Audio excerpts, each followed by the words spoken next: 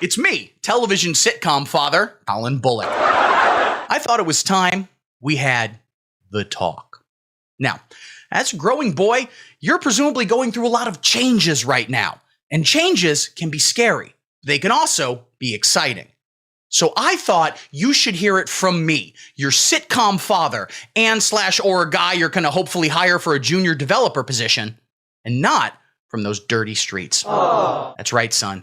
Today we need to have a serious conversation about RESTful APIs and PostgreSQL.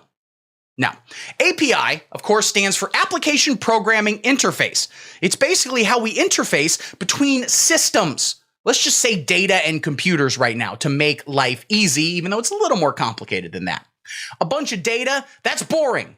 0, 1, 0, 1, 0, 0, 0, 0. Not a 2 in sight. Who cares? We need APIs to make this data viable to the computer and then to the user through requests and response. You request data, you get a response with that data, and meanwhile, the API acts as your go-between, okay? An API is kind of like a real estate agent or Humphrey Bogart in the film Casablanca. All right, haven't seen that one, I guess. Check it out. Pretty good. Now, what is Express.js? Great question. You get a gold star. Now, please don't ask any more questions. I'm the one talking. Express is a lightweight, easy-to-use framework that can provide some really important functionality to your APIs. That's right. We're talking about CRUD. And I don't mean what builds up on your teeth when you don't brush. CRUD, of course, stands for Create, Read, Update, and Destroy. These are ways to interact with info in a database via API and an Express.js frameworks. Okay? Create is when you put in a post request to send information to be added to the database. Read is when you send a GET request, okay, to get a simple object or array containing all the information in a database. Update is when you use a patch or a put request via your API to update specific information. You're going to want to use patch if you just want to update a piece of that information, okay? Maybe you only want to update one key value pair. Put is when you want to just update the whole darn thing, all right? And then destroy, which is often called delete because most people are cowards and don't want to use cooler words, is when you use a delete request. So you can yeet that right out of the database. Exciting stuff. We'll be right back after this word from our sponsors. Try some new Minute Maid Orange Tangerine. It's got calcium. Then I'm not drinking it. Oh, no, it's sweet. You like it. I don't believe you. Well, then who would you believe? I don't know, Robert Loggia.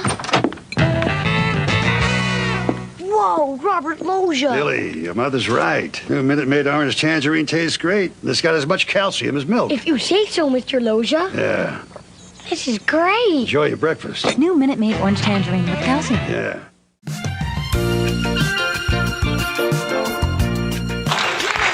Get off the bookshelf! You can't even read! Oh my God. Welcome back. Now, I hear you want to learn about PostgreSQL. Well, all right. You should know. It's some serious stuff. PostgreSQL, which was originally called Postgres, as it was a successor to Ingres, a data management system created at UC Berkeley in the 90s, thanks Wikipedia, is a way to organize and display data. Much like how an API is used as a go-between for databases and applications, PostgreSQL applications like Postbird and Insomnia are used to display databases in easy-to-navigate ways. Good for them. Now, why does it have SQL at the end? Is it a tribute to the Star Wars sequels? No. We do love Babu Frick, though. It's called that because it was designed to be compliant, with SQL, a specific language used to manage data. It was created by IBM, SQL was, created by IBM in the early 70s, which was a great time for computers and body hair. SQL is all about data. An SQL data is stored in a tree-like structure. Let's take a look at this example right here. Look at that example. What a great example. As you can tell, the first column is the employee ID. That's going to be our primary key, which means that by default, that's going to be the easiest way to locate a file. So if you're trying to locate a specific file in PostgreSQL, you would do select asterisk, which means from all employees where employee ID equals that ID. It's truly that simple. Also, all the data is stored in a series of nodes in a kind of tree-like structure of rows. Also, you're going to sometimes need foreign key tables to connect different SQL tables using specific IDs, such as, of course, employee ID. But hey, don't get too big for your britches now. All right. Well, thanks for watching, guys. You're the best. Tune in next week when we explain the basics of CSS font styling with a special guest. That's right, the Harlem Globetrotters. See you then.